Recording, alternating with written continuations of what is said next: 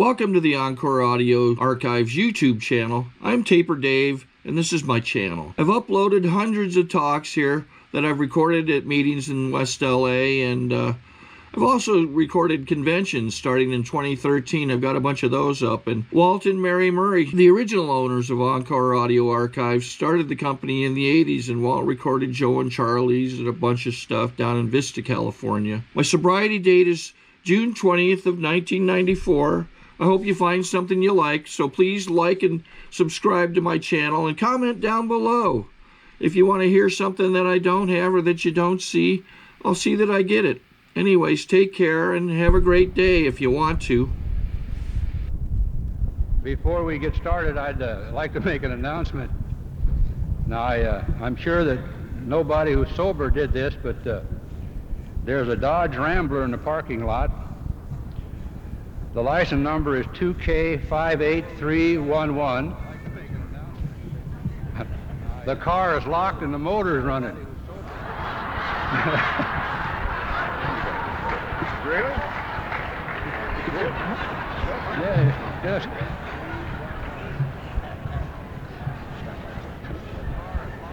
I hope they're at the basketball game.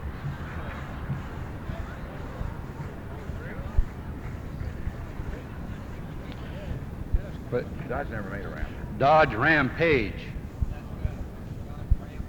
Yeah, it's a little more classier. It probably belongs to an alcoholic.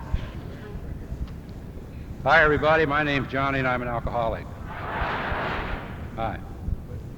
Dodge Rampage. Before we get this thing started, I'd like to make a couple of announcements. I would like to extend my appreciation to Mr. Johnny Crean for securing this beautiful place to have this meeting for Chuck. And I think maybe we owe him an applause. He did a lot of work just to get it there.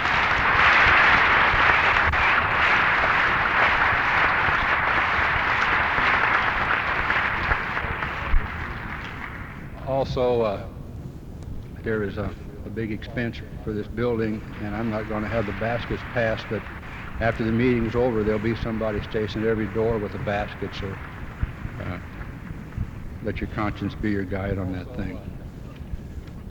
If you would all join me in the Serenity Prayer, please. God, grant me the serenity to accept the things I cannot change, the courage to change the things I can, and the wisdom to know the difference. When you came in, I hope you came in, you were given one of these little folders with a picture pop on it. And to give you a little history in the background of this picture was taken at Palo Mesa on the weekend that he made the 6 tapes that the book, A New Pair of Glasses, is taken from. And also the caption on the inside of it is taken from that same book. So you'll all know it's something for you to take home to remember. And I'd like to call Harvey A. from West Covina to come up here and read the 5th chapter.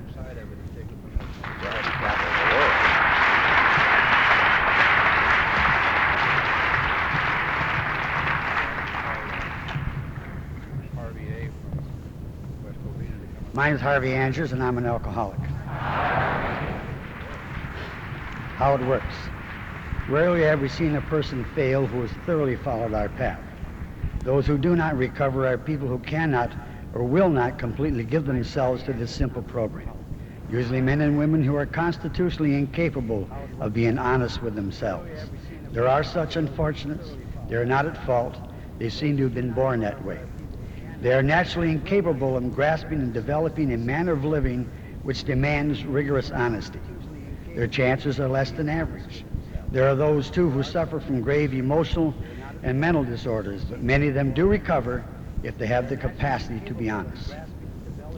Our stories disclose in a general way what we used to be like, what happened, and what we are like now. If you have decided you want what we have and are willing to go to any length to get it, then you are ready to take certain steps. At some of these we balked. We thought we could find an easier, softer way, but we could not.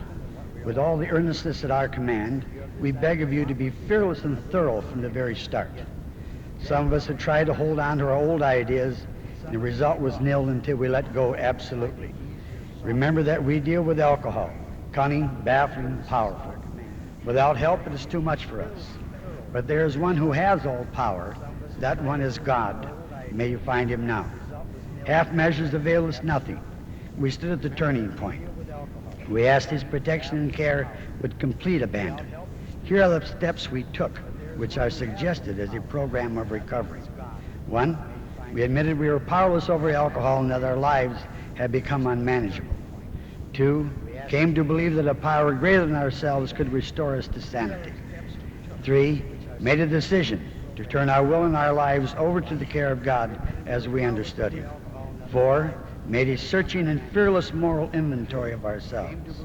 5, admitted to God, to ourselves, and to another human being the exact nature of our wrongs. 6, we're entirely ready to have God remove all these defects of character. 7, humbly asked him to remove our shortcomings. 8, made a list of all persons we had harmed and became willing to make amends to them all. 9, made direct amends to such people wherever possible, except when to do so would injure them or others. 10, continued to take personal inventory, and when we were wrong, promptly admitted it. 11, sought through prayer and meditation to improve our conscious contact with God as we understood him, praying only for the knowledge of his will for us and the power to carry that out. 12, having had a spiritual awakening as a result of these steps, we try to carry this message to alcoholics and to practice these principles in all of our affairs. Many of us exclaimed, "What an order. I can't go through with it." Do not be discouraged. No one among us has been able to maintain anything like perfect adherence to these principles. We're not saints. The point is that we are willing to grow along spiritual lines. The principles we have set down are guides to progress. We claim spiritual progress rather than spiritual perfection.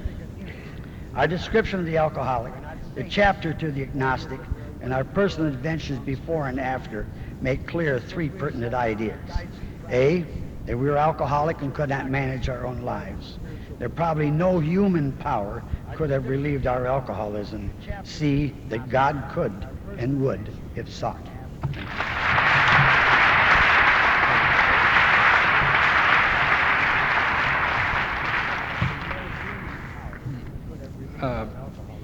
How many people, just for my own personal curiosity, in this audience ever made a trip up the hill with a problem or something to talk to Papa? Would you all stand so we could see you from up here? The ones who made a trip up there with problems that he talked to you about.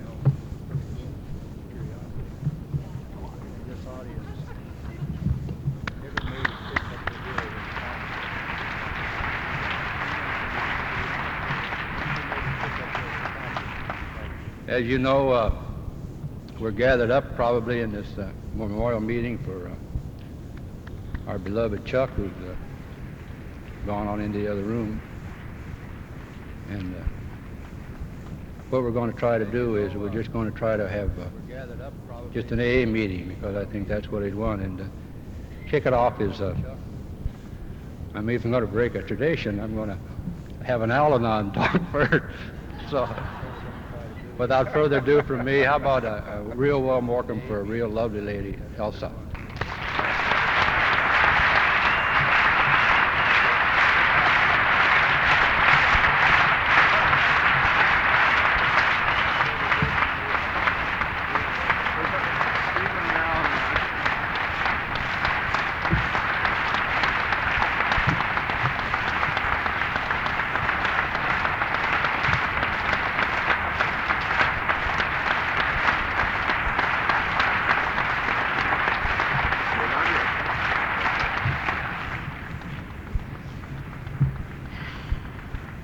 Somebody just said to me, "We love you." But you guys don't know how much I love you. If it weren't for you, I would not have had the many years of joyous friendship with all of you since Chuck got sober. All of you know that I'm going to miss him terribly, but he needed to go. I want you to know that. He was ready to go. The last 3 days that he lived all the necessity to get well and to be left, and he was ready to go.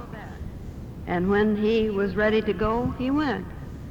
And he was sitting in his chair in the living room where he loved to be, looking out at the ocean that he loved so well, and Catalina Island that he speaks of so often. So maybe you and I can together allow him the freedom and the joy of walking to another room. God bless you all.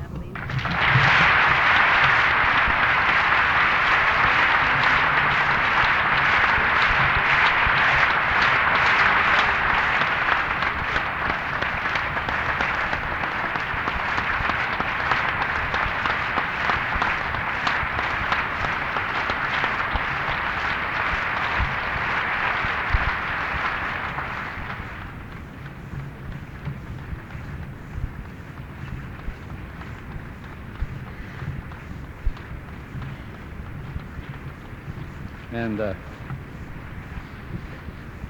2 years ago, Christmas, Chuck got a Christmas present in the nature of his son who got sober in our fellowship. So I'd like to have him come up and say a couple of words to you, Bill.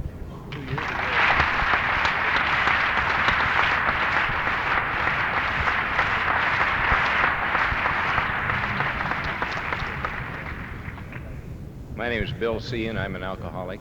Hi. It's kind of imposing.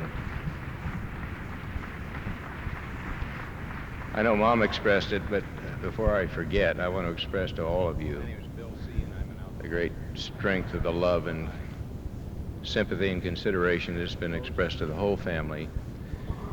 It's been a marvelous thing to feel it. You don't have to say anything, you just feel things in this organization, and it comes through, and it's beautiful. And I thank you, and my mom thanks you, and my brother thanks you, my daughter Carol thanks you, and the whole family.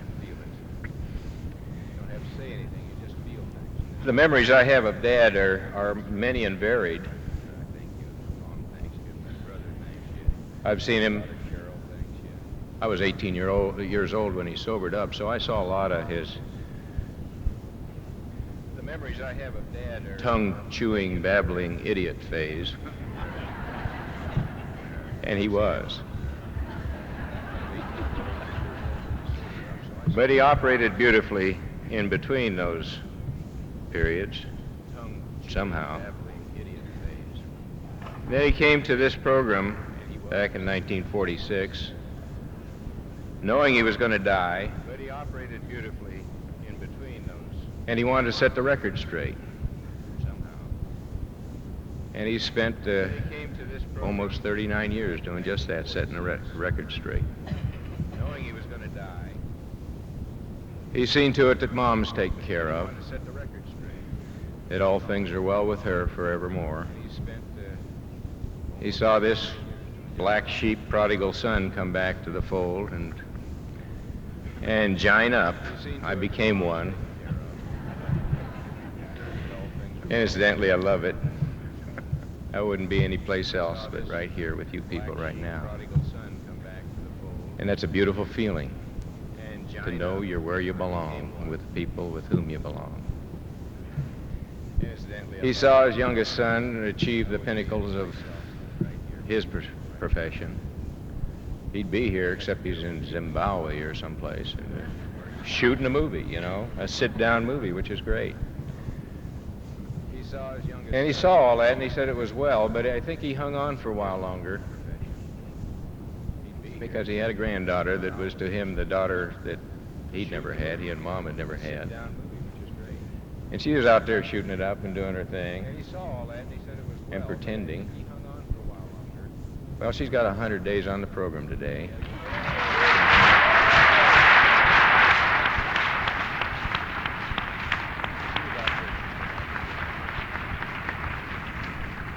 And I believe he looked all this over. Well, she's got 100 days on the program. And he says, well, God as he understood him, he says, Dad, we've about done it here. let's go on to the other place and do some more. Let's get to work. And I was talking to Clancy a little bit before the meeting, and something occurred to me that I had been thinking about a lot, and that's when Mom and I sat there in the living room on that Friday when he walked into the other room. And when I got down there, he was in bed, and he looked bad, and he'd had a stroke, and his mouth was pulled over to the side, and just didn't look good. And Judy, the nurse, I helped a little bit. We got him into his chair and got him looking at his view like Mom was talking about, and we watched him go. And I'll be darned if that mouth didn't go back to normal, and he looked at peace. And that was beautiful. And but for this program, for God as I understand him and you people, I'd have missed all that. And I want to thank you.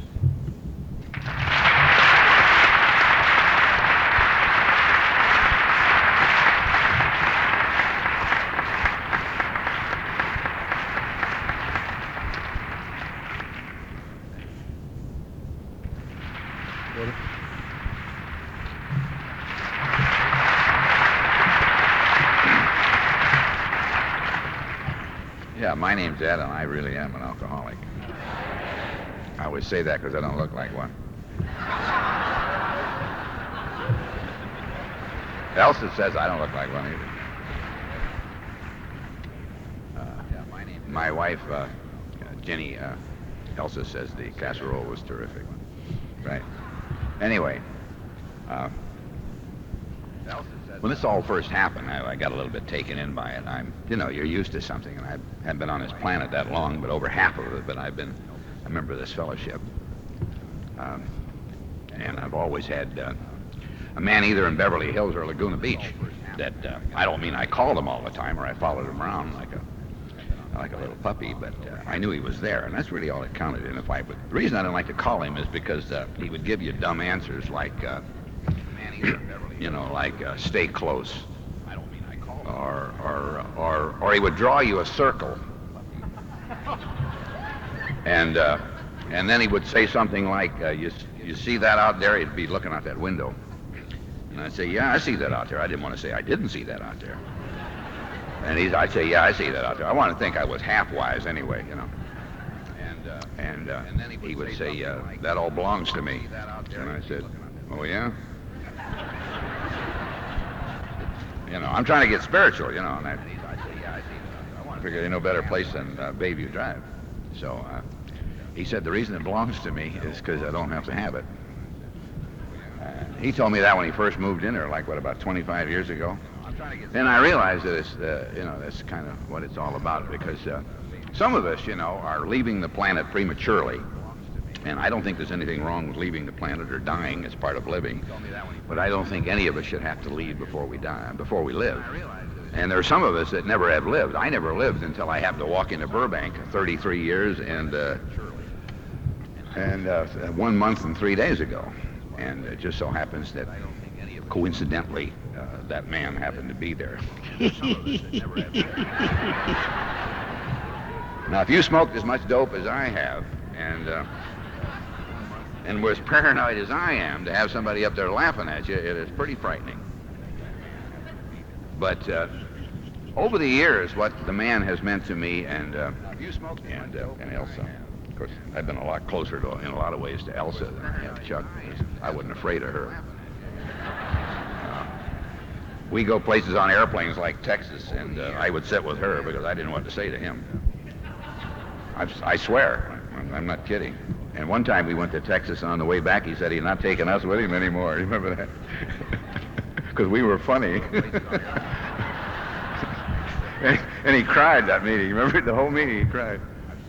Really that was back in '57. We were going to Arkansas. I'll tell you.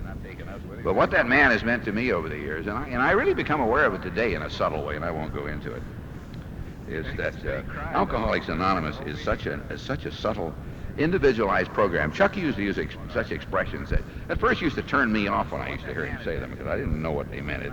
They're too simplistic. Like I have a God of my very own. You know, that sounds like, oh, come on now, how about cutting me in? You know what I mean?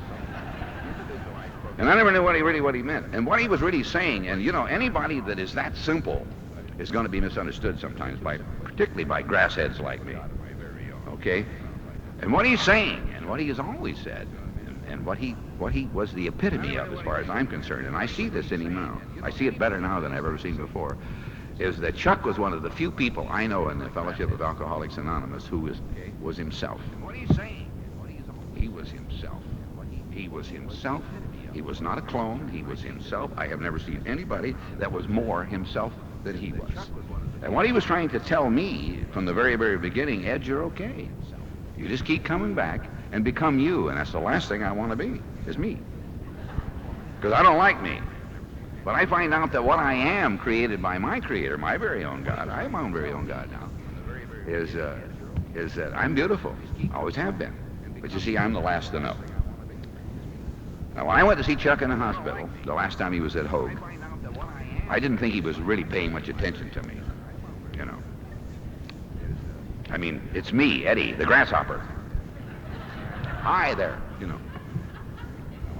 And I don't know what it is. I'm sure that some of these other gentlemen up here felt that. But all of us, I think, have always felt like we would like to win a special little spot.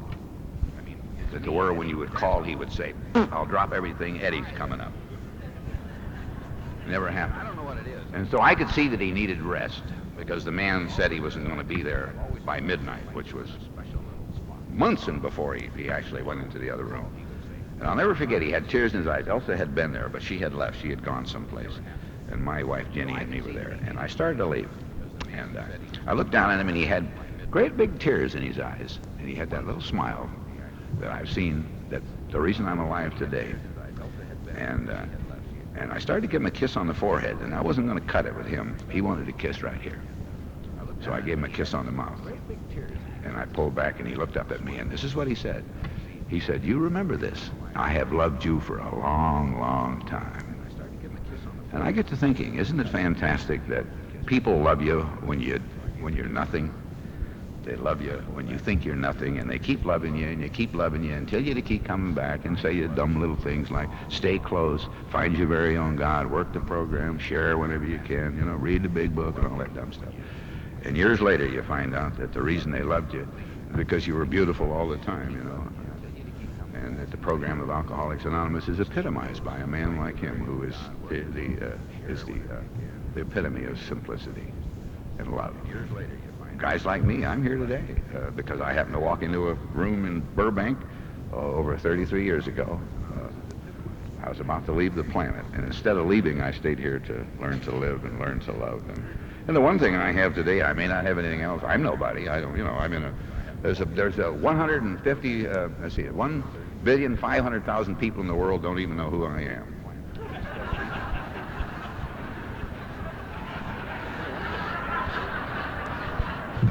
And there's a few little people in Southern California that recognize me at an AA meeting.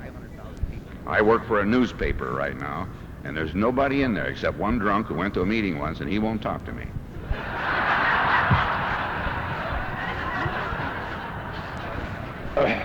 And I don't think that anything in the world is more exciting than being somewhere where you know you're somebody when they don't know you're anybody, than to be somewhere where you think you're somebody where they know you're nobody. So I'm nobody that's getting better, and it's a lot in part due to my loving friend. Now, my dad is gone, but my mom is still here, so she'll be hearing from me from time to time. Thank you very much.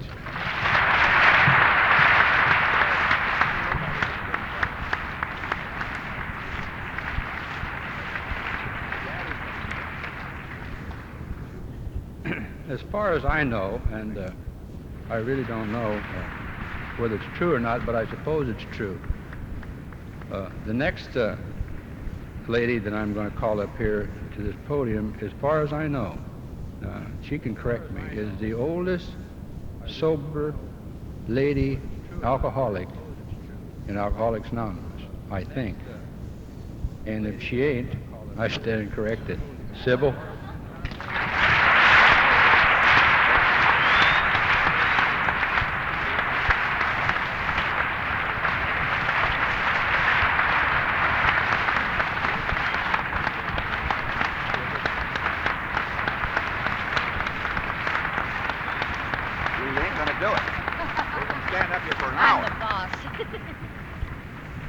not the oldest.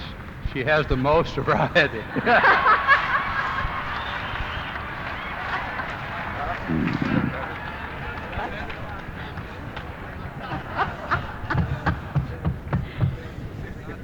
Johnny, you were right in the first place. The oldest, too, that too.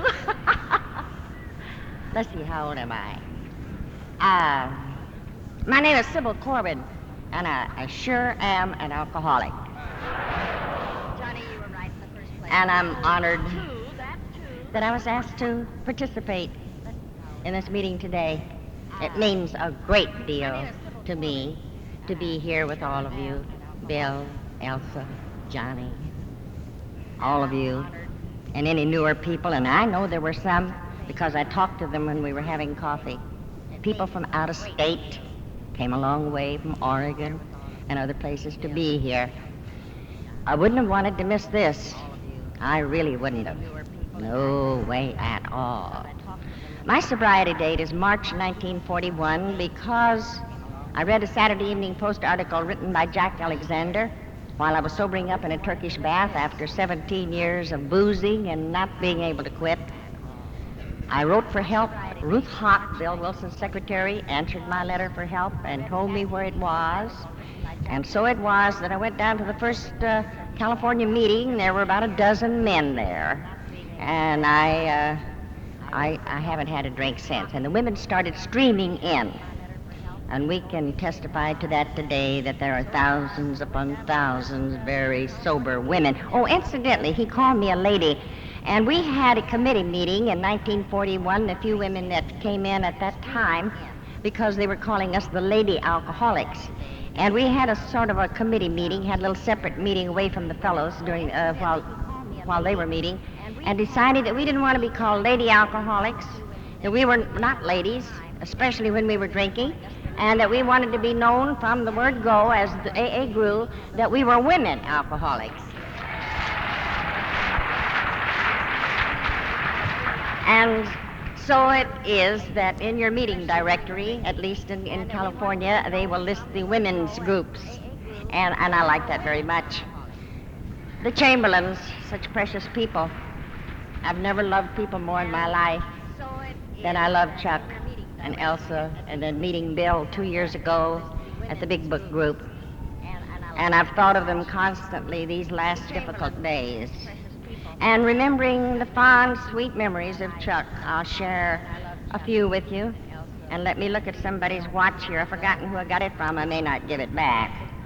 I'll be all right, I think, with about what I have to say. I didn't meet Chuck when he first got sober in 1946.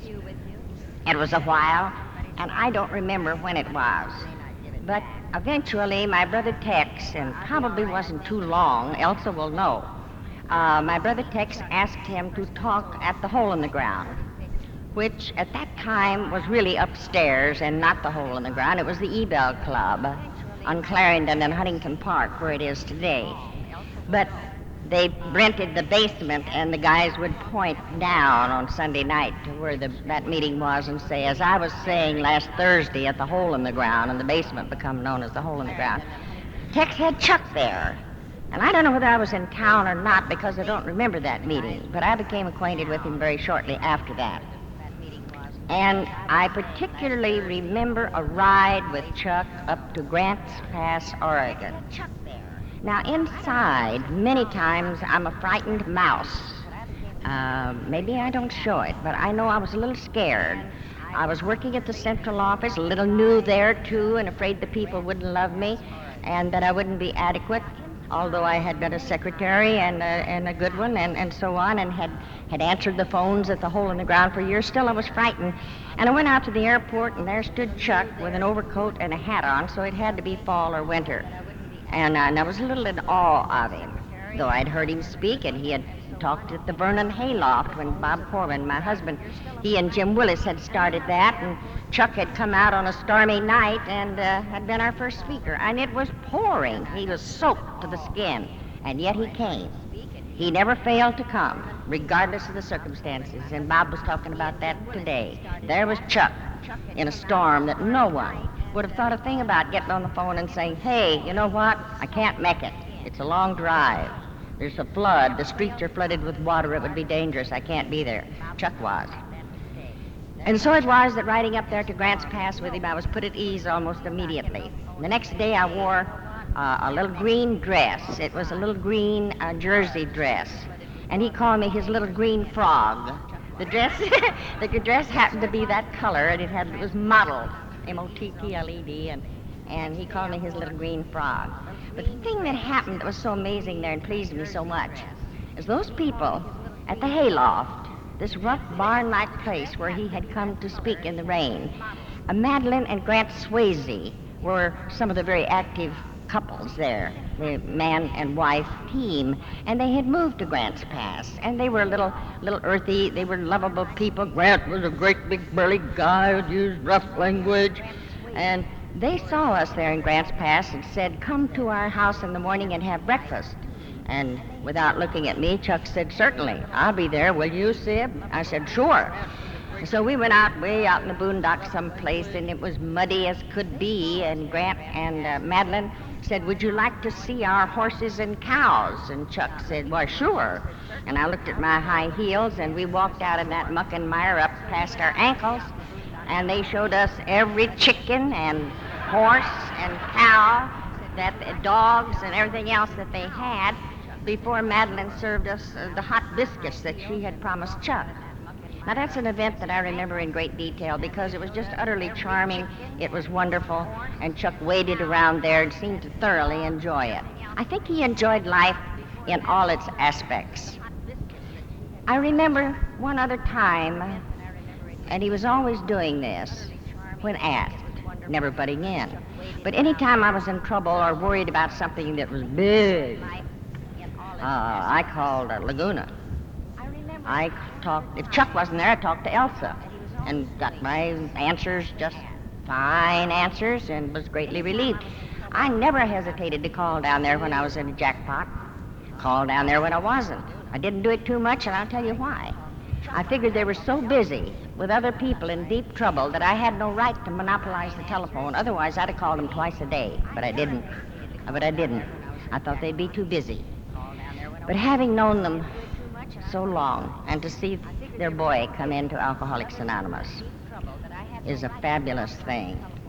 It is a fabulous thing. And I think that's a word that Chuck used a lot. The thing that I will mention, as I put this on today, this medallion, and I put it on every time I go to a meeting, the hole in the ground gave me a kind of a surprise 40 years sober birthday meeting, is really what it was. And they had a little girl come up on the stage there and hand me 40 American Beauty roses, one for every year that I was sober. And then they had Chuck present me with this medallion. And you remember that, Elsa? And it has XL on there for 40 years. And I couldn't believe it was me. It was like I was looking at a movie of Mary Pickford or whoever. It just couldn't be me, a sleazy little drunk that was down on Skid Row sometimes when I couldn't get booze, or drinking Padre wine from a drugstore, and you never heard of that. I hope you never do. But that's the way it was. And I was always so comfortable every time that I could be near them or with them or on the phone in person. And I want to tell you in closing what I was thinking about as I was sitting down there today. We haven't heard the last of Chuck.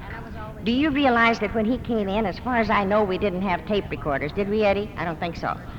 At any rate, now, for the rest of our lives and long after we're gone, all of these drunken kids out there and their kids' kids will hear tapes of Chuck's. I don't know how many years ahead that this could possibly go, that they will be hearing his talks. And I think that that is a permanent thing that I've just said, that it will always be thus. Oh, I love you all so much. I love you especially, Elsa. And Bill, Johnny, you're so good to me. And Clancy is good to me. Everybody is, and I don't deserve it. But I'll take it. I love you all. Thank you very much.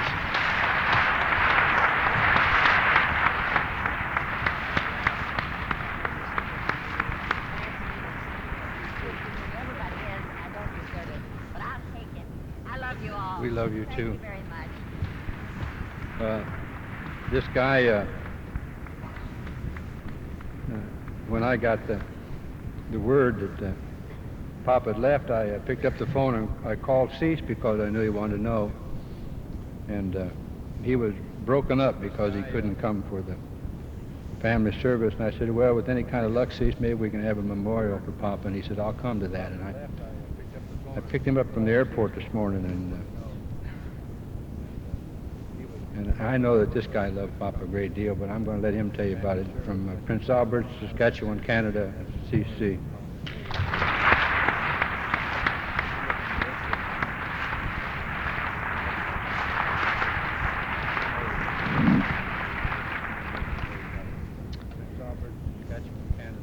My name is Cease Coggle. I'm an alcoholic.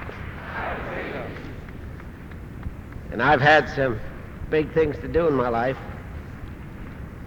And I've been around it, not around this program. I feel I've been in this program since January the 16th, 1952. I've been privileged to be with you people in California many, many times. Probably the toughest jobs I've had to do in Alcoholics Anonymous was in Lubbock, Texas. They flew me there to introduce Chuck. And everybody knew Chuck. And they spent $500 to take me down there. Because I come from a long ways from here. Then they flew me to Minneapolis twice to introduce Chuck. They've never let me speak there, but they got me to introduce Chuck. For you see, I've known Chuck for a long, long, long time. Met him back in Canada in 1957. Learned to love him, and he learned to love me. We were in Longview, Texas one time. Eddie was there. And the people made a deal that Chuck and I, he representing the United States, me representing Canada, that we were going to walk across the pool at midnight. And Chuck was holding court, a bunch of people around him, and I saw that. I looked over, but I showed up with my gang. Chuck didn't arrive. When I went in the morning, somebody said to me, "Where's Chuck?" And I said, the last time I saw him was midnight, and he was at the bottom of the pool.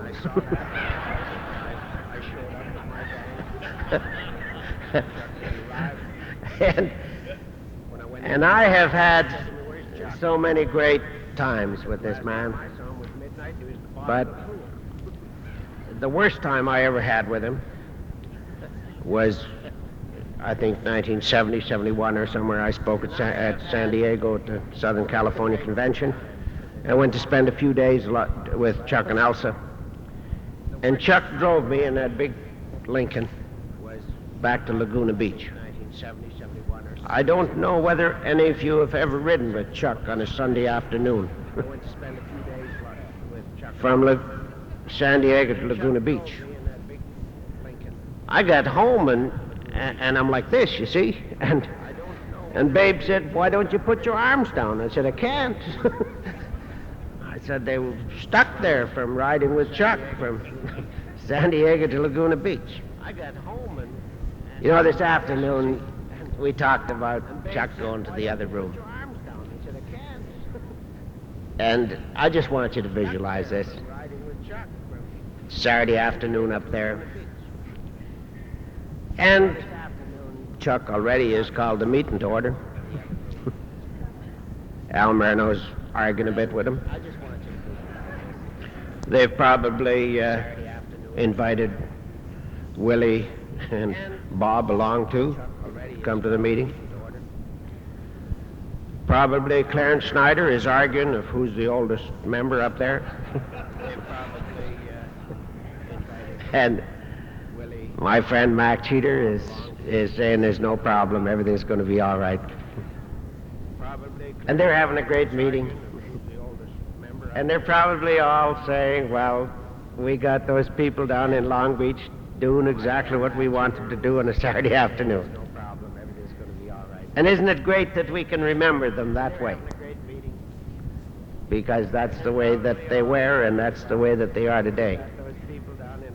And that great roundup up there is probably well attended tonight at that meeting by a bunch of people that left us a legacy, by a bunch of people that showed us the way. And they left us just a whole lot of work to do. Because I can remember many, many, many years ago in Swift Current, Saskatchewan, Canada, Tommy Myers, who is also at that other room now, and Chuck and I driving out into a wheat field, and Chuck telling me that to get ready, that I was going to be gone from home every weekend, and that was the purpose in life that probably God had given to me.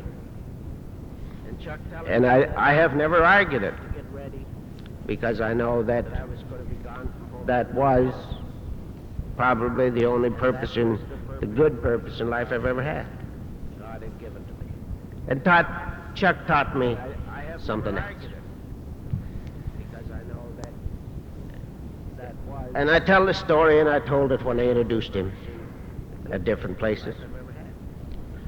It's a story, and you've all heard it, about a great actor that was asked to say the 23rd Psalm at a great meeting, something like this, and how he went home and rehearsed it, and how he stood in front of the mirror, and how he taped it as any great actor would do, and to get it absolutely perfect. The Sunday before he was supposed to say this 23rd Psalm, he went to church. And quite by coincidence, the minister said the 23rd Psalm. The great night arrived, and the great actor said the 23rd Psalm, "Lord is my shepherd, I shall not want." And when it was all over, he received a standing ovation. And he came back up to the microphone and he asked the people to be seated. And he said, "I have a friend of mine in the audience who is my minister. And I'd like him to come up and say the 23rd Psalm." And the minister came up and said the 23rd Psalm the way it's supposed to be said, from the heart and not from the mouth. And when it was all over, there was no great standing ovation or anything. There were a lot of tears in a lot of people's eyes. And the great actor once again went to the microphone and he said, "You see, the difference is that between my minister friend and myself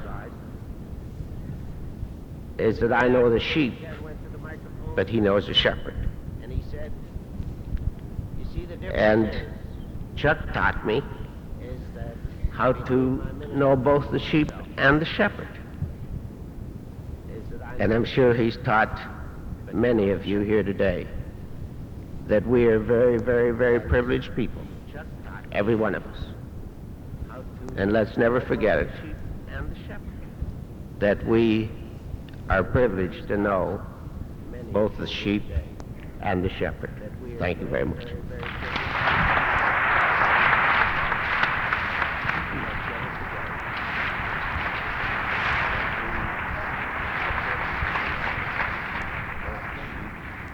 Clancy?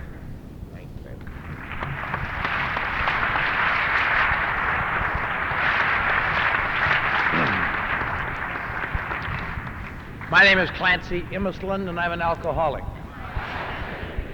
And I feel very privileged to be on the stage today with a lot of distinguished people whom I respect and admire, and I see them out in the hall.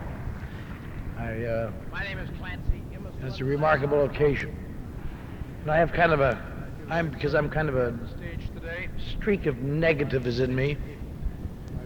I was sitting here thinking, I hope all the people who aren't here feel as good tonight as those of us who are here will feel. Because there are people here from all over the Western world, and I'm sure there are this many people within 3 miles of here who found it inconvenient. And that's why I want to stay with the activists who are willing to take the actions. And that's what I most respected about Chuck, see, is that he was an activist. When I was new, I never liked him as a person. He was such a smiley, greasy. First time I ever heard him talk was in the 6300 Club on Thanksgiving, 1958. And he swept in, and, you know, when you're living in the backseat of an abandoned car, and you have no front teeth, and you can't find anybody in the club who wants to sit down with you, it makes you crazy to have someone come in who is loved. You could just hear the hum. It's him. It makes you crazy to have someone come in who is loved. You could just hear the hum. It's him.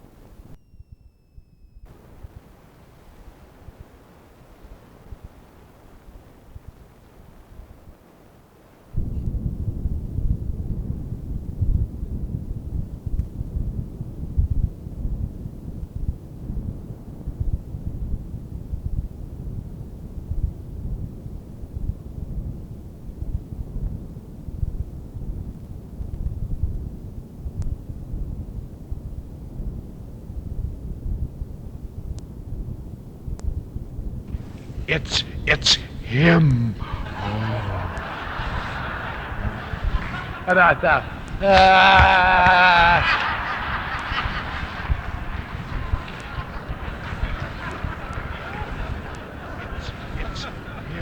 I was so upset that when he began to talk, I got up and left.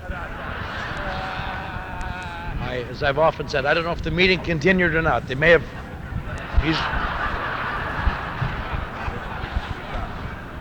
I was so upset. And from then on, I got up and left.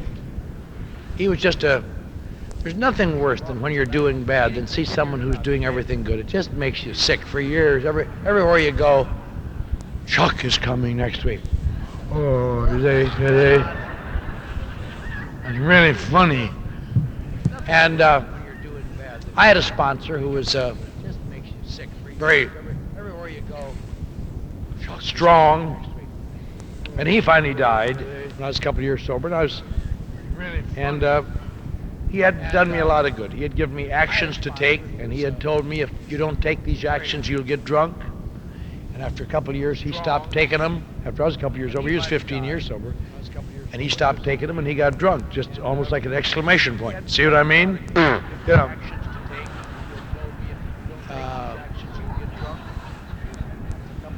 And it sounds sacrilegious, but it really was. People said to me, boy, it must be tough for you because your sponsor's dead and you weren't any too strong when he was here. And I told him the same thing. No, he did exactly, he proved to be exactly what he said. And I've told this story before, but I don't know another way to say it. 5 years later, on my 7th birthday, I had become, at least in my minority opinion, magnificent. I was the Sunday afternoon speaker on my birthday, my 7th birthday, at the Southern California Convention in Bakersfield. The leader was someone I sponsored. The first speaker was someone I sponsored. The meeting stopped in the middle so Polly Hall could come down the hall, and I thought the cake was for me, but she had an eye going either direction. I was just kind of... She brought me a cake for 7 candles, and I didn't even realize what a thing this was. I just thought, just my due, you know, okay. Thanks, Polly, now get out of here. And on the way back, I was riding with Charlotte and a couple, a little guy named Tommy O'Mara and another guy, and I was coming up with the grapevine. I thought, now who will I call? Who would I call if I got in trouble? I haven't had a sponsor for 5 years. And on the way back, I was riding with Charlotte and a couple. I thought, I went through all the names I knew in AA, and not one of them were up to my standards. I thought maybe Bill Wilson. And then I thought, no, I don't like his position on niacin.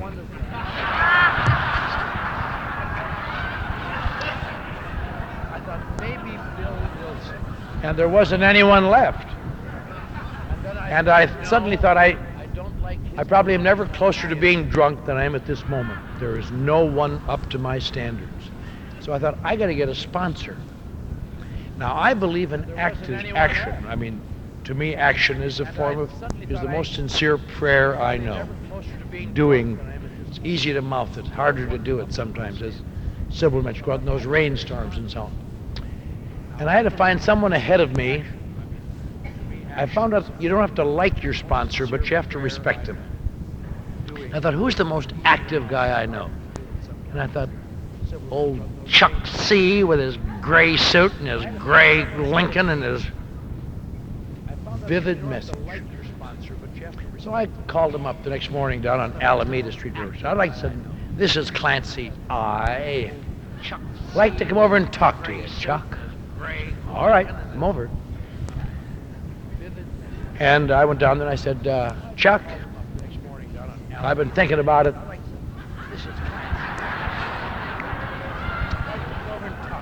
And I'd like to ask you to be my sponsor. And he said, my goodness, I was at Bakersfield yesterday afternoon and heard you speak. And I thought maybe you were coming down here to offer to be my sponsor. And it all went to hell after that forever. And he didn't much approve of me. So I spent the next 10 years working to get his approval. I did a lot of things to get his approval. I'll tell you how bad, you know, after working at it 10 years, in that book, A New Pair of Glasses, he gives me a barely acceptable mention. And that was after 10 years of impressing him. But he was unfailingly was what I wanted him to be. A man out in front, doing what he said. There's a lot of talkers, very few people who do what they say. And in a sense, it's really inspiring. Sometimes it's such an aggravation. I mentioned this at the family service, but it's just always held up to me as how it can work the other way. I was working down in an advertising agency downtown. I'd had a terrible week. It was the middle of the summer. It was hot. I came home on that freeway and drivers were goofy. I looked at my calendar. I had to go to someplace like Oil City or some outside of Bakersfield, where Bakersfield is beyond any length, and outside of that. And I thought to myself, you know, this is not normal living. Book says return to normal living. I'm tired and I'm hot And every driver on the road is a craphead today. And even Chuck can understand that. Says return to normal living. And I called him up. And I said, Chuck, I'm tired. I want to talk to you. I'm supposed to go to Oildale tonight. And he says, I can't talk to you right now. I'm on my way to Big Bear. Give me a call tomorrow. I said, Chuck, what a craphead. I want to talk to you. I'll tell you, I drove to Oildale thinking, that smarmy old puke. Give me a call tomorrow. But that's what people like need is someone out there to do it. And the one other thing that I most remember about Chuck, and again I mentioned this before, he had absolutely no standards of who he should grant audiences to. I have talked to him again and again. I have said, Chuck, that guy is a phony. He's a goof. Don't talk to him. I have talked to him again and again. Just God's kid. I'm like one of these immigrants. As soon as they get to America, they want to raise the immigration rules, you know. But he talked to, I work in a Skid Row mission. I talk to everybody, but there are some people I wouldn't talk to. But he talked to everybody. It just made me terribly cross. Come on, Chuck, have some standards for Christ's sake. I don't like him. Don't talk to him. Makes you just crazy. And I was thinking about this when Chuck passed away. He's going to leave a tremendous hole in this world in AA. Don't talk to him. I would say that probably outside of Dr. Bob and Bill, he probably was the best known AA that ever lived. Ever in the world. We take him for granted, but that's what he was. Cecil is well known all over the world. Johnny's well known all over the world. Eddie's well known. Sybil's known. Bill, nobody ever heard of Bill. So,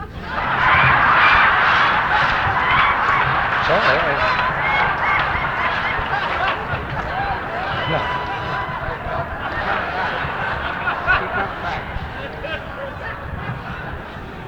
But he's still young. But Chuck was the best known man in the world in AA. And you know, they always say a prophet is without honor save in his own town. We all love Chuck, but we forget. He is venerated all over the world. Still young. I've been getting calls from all over the world saying, just heard about Chuck. Got a call from the London Embassy, American Embassy in London this week. And a call from Ireland. And is it true, Chuck? You know, people should never have heard of Chuck. He's the best known AA in the world. And as Sybil said, we will have his tapes to listen to, and that's grand. He will leave a big hole in many areas, but probably the biggest hole that I know he will leave to people like me. Two items in it. One,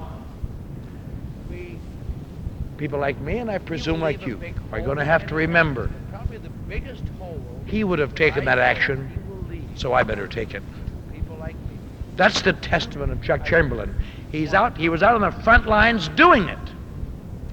I know a month or two ago when he was so sick, and I said, don't come up to our group on Halloween. It's too far to come. And here he came in, Pierre wheeling him in, there's things up his nose. Oh, I wouldn't miss this. And I wanted to just cry. I just wanted to cry. And people came over to touch his skin, just in admiration.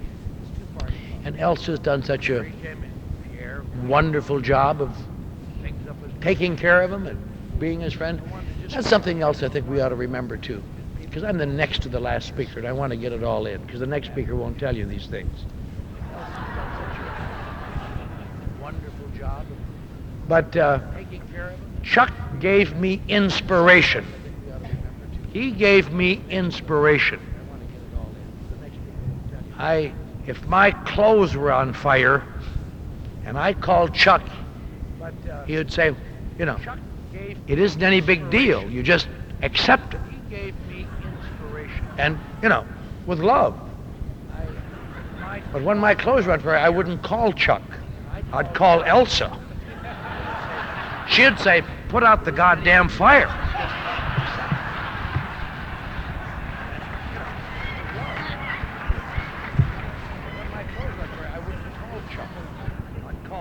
I never wanted to get any facts from Chuck. I wanted to get facts from Elsa. Inspiration from Chuck, facts from Elsa. Just always the way it was. But he will leave a big hole in inspiration to all of us. But we can remember it, and we can carry it forth to those who come behind us. I feel a little sad because there's a lot of people in our group who know Chuck Chamberlain, but they know him as an old, sickly, feeble man. And you will never have known him as a dynamic, charismatic man who literally lit up a room when he stood at a podium. I remember a few years ago, Elsa and Chuck and I went to Rapid City, South Dakota, and he was so sick, and I had to push him through the Denver airport in a wheelchair because it's light air, and Elsa had the flu, and I pulled her.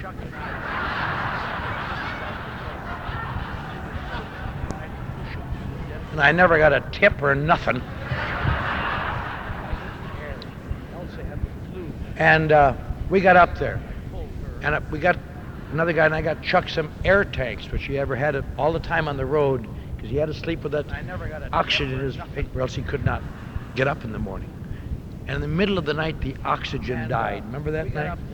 And he could not breathe in the morning, and we were so sad and shocked.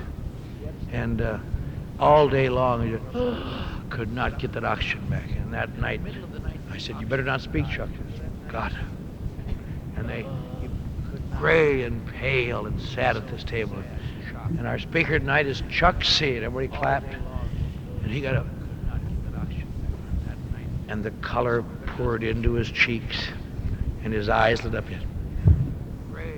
I'm Chuck C. and I'm an alcoholic. And he just gave it to him for an hour and a quarter, and I just cried with love, and sat down and took him back to his room and could not breathe. I'll tell you, he was a fire horse. We'll miss his inspiration, but something else I will miss. I will not miss it. I'll try to do something about it. I hope you will too. I said this before too, but I want to say it one more time.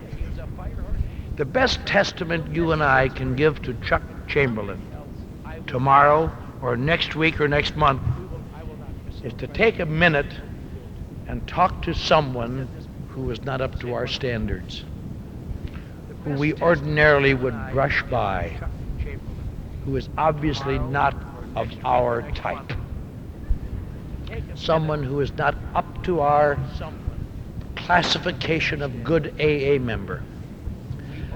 Be a little more kindly just once in a while. Take a couple minutes a week, whether you like to or not, and be gracious. Make that little effort, the extra handshake, the extra pat on the back, because I'll tell you, all of us doing it together may fill that hole, but it's going to take all of us, because he did it for everybody, and people like me do it for hardly anybody. It's going to require work. I am not sorry that Chuck Chamberlain has passed away, personally. I am sorry that that dynamic, charismatic man no longer exists. But the man that passed away was an old, tired, feeble man whose job was done, and I can't think of a better way to die than he did. Sitting in that same chair, looking at the same ocean, closing your eyes and being taken away. We should know that there's a God by that reward that Chuck C. got from the God he believed in. So I think what we can do, when we hear the next speaker, the closing speaker of today's meeting, let's think about being kind. And maybe, no, you don't know what I mean. I know what I mean, but you don't know what I mean. When you hear the next speaker, you will understand what I mean. Think about being kind after you leave here. Of maybe making an of making sure you take the action you said you would take, even though it's inconvenient, of doing the things that we were taught by perhaps the best AA you and I will ever know. That's what we can do for him. Thank you.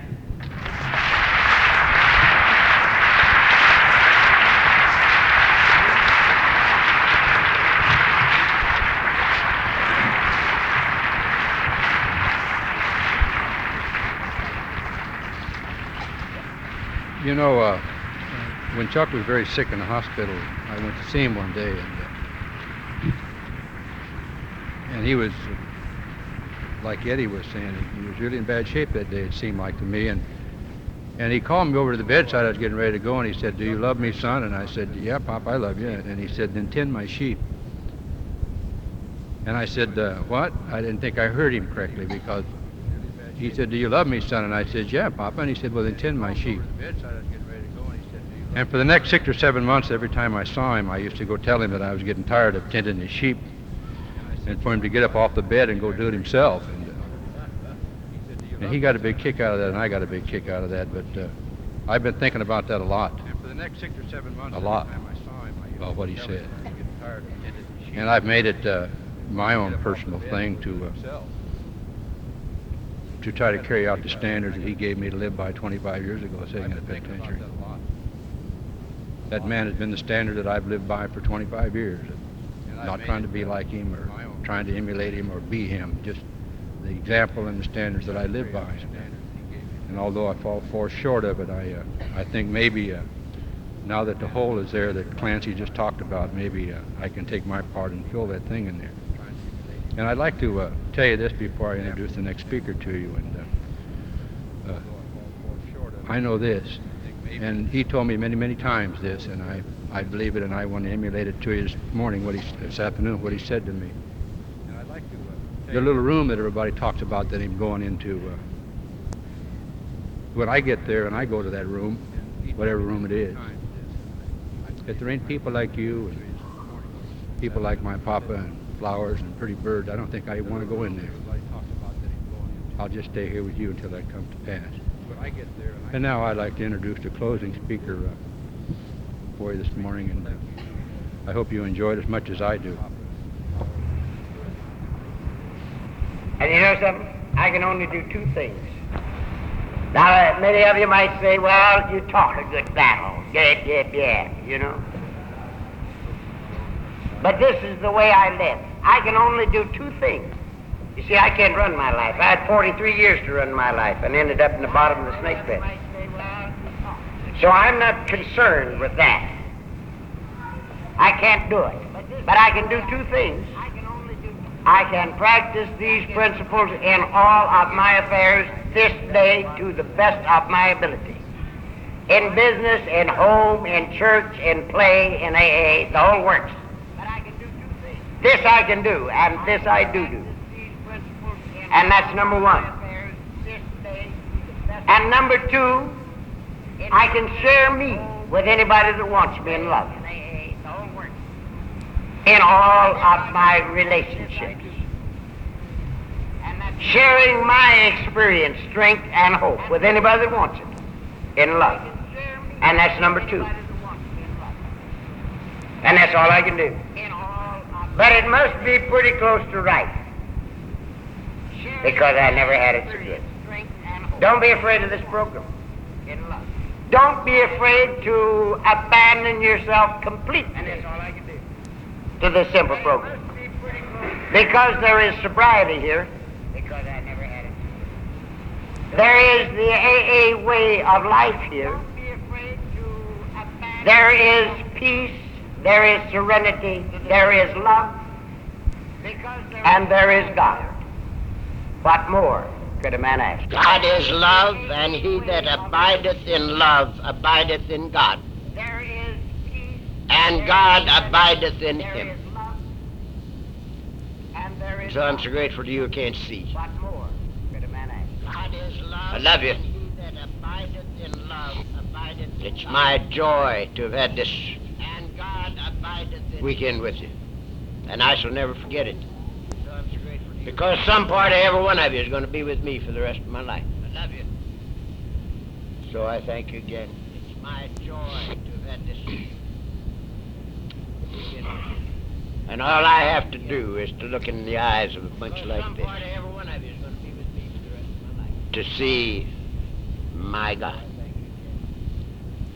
God bless you. Thank you very much.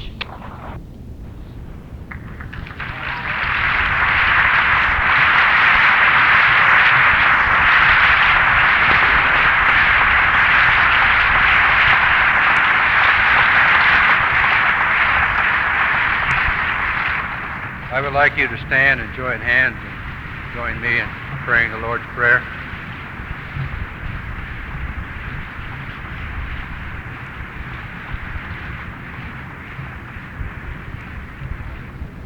like you to stand and join hands and join me in praying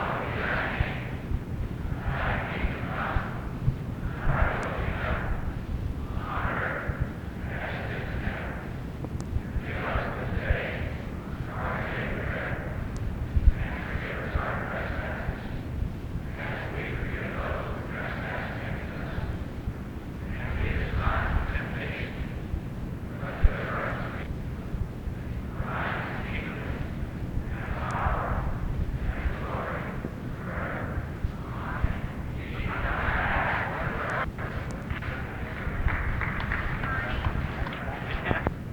Lord's Prayer. Sorry to interrupt your viewing. Taper Dave here. Just wanted to take a second to ask you to like and subscribe to my channel. Let me know if you like what you're listening. I've got some very good talks here, and this one's a great one. Just curious, do you think this is better than Zoom? Tell me what you think. Okay, this is how I prepare my drone for launching. I like to do it inside the cab of my truck so I'm not standing outside in the weather. To install the joysticks for control, up and down, right and left, powered on. I have an Android phone that I use to connect it to the drone with. And it's actually controlled through the iPhone, through an app. Oops, wrong way. It's actually controlled through the iPhone, or through this Android phone, through the app. It's actually controlled through the Android phone, through an app, and you connect it through this short connection right here.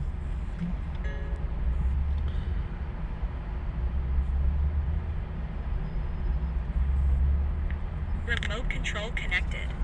Remote control is connected. So I pull out the drone. I have to extend the legs. Long legs extended first, then the short legs. Remove the gimbal protector. Set that aside, then power it on one short burst and one long burst. I lay it down. So I have to go to calibrate. So the drone's not connected yet. It shows you here as this drone gets disconnected, even though the remote's powered on. So the drone has to establish it's connected. So I go into the app to calibration mode. First I'll calibrate the remote controller. Start calibration. Out, in, oop, out, in, up, down, and then this little wheel is to control the gimbal. So it's calibrated. Go to gimbal calibration, start calibration, and then it calibrates the gimbal. I don't know if that shows up. The gimbal's moving all over the place. Changes, you can see it on the video. And I'm calibrated to take off. It's acquired 7 satellites at the moment.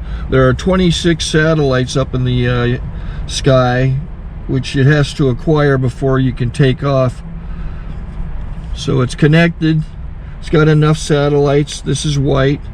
I can go to press this little arrow button, swipe right to take off, and it would start the motors if I slid this to the right, but I'll wait till I get outside. Don't want to do it inside.